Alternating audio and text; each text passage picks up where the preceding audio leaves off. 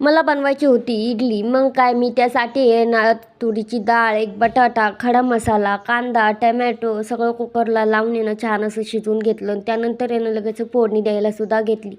कढीपत्ता, सांबार मसाला, लाल तिखट, चवीनुसार मीठ, हळद टाकून आहे ना मी सांबारला फोडणी दिली आणि त्यात आहे ना मी चिंच पाणीसुद्धा ॲड केलं.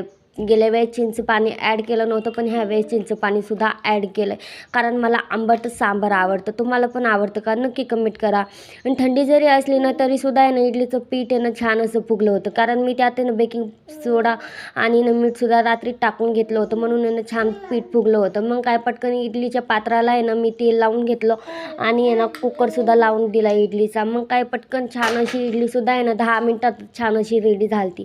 आणि लगेचच मी शेंगदाण्याची चटणीसुद्धा करायला घेतली. मिक्सरला बारीक करून घेतली शेंगदाणे मिरची, त्यात जिरा मोहऱ्याचा तडकासुद्धा दिला आणि आहे ना मस्त असं खाऊनसुद्धा घेतलं आम्ही. तुम्ही पण या इडली सांबार खायला. आणि खाऊन झालं तर आमच्या मॅडम आहे ना मला मारायचं काम करत होत्या. चला तर मग मी इथेच एंड करते. बाय.